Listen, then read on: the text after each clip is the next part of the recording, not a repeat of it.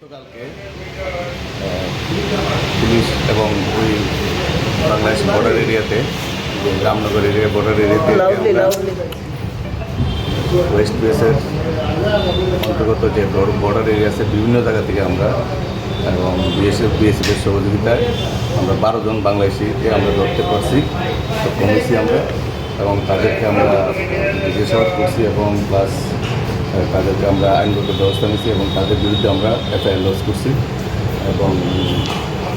BNS নতুন বিএনএসের দ্বারা এবং ফরেনার অ্যাক্ট এবং পাসপোর্ট অ্যাক্টে আমরা তাদের বিরুদ্ধে মামলা নিয়েছি। ওয়েস্ট বিএস মামলার নাম্বার 92/2024। তো আমরা তাদেরকে আজকে আমরা কোর্টে প্রেরণ করতেছি এবং তাদের বিরুদ্ধে আমরা স্ট্রং অ্যাকশন নিতেছি এবং আগামী দিনও এই ধরনের অভিযান জারি থাকবে এবং বাংলাদেশি কোনো ক্ষেত্রে এই ক্ষেত্রে আমরা একদম খাটো করে দেখতেছি না, বিষয়টা আমরা গুরুত্ব সহকারে দেখতেছি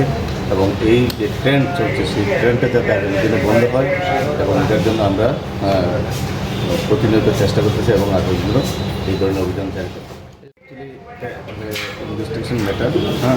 আমরা আরও জিজ্ঞাসাবাদের ব্যাপার আছে, আমরা তাদেরকে রিমাইন্ড করছি। এটা ইন্ডিয়ার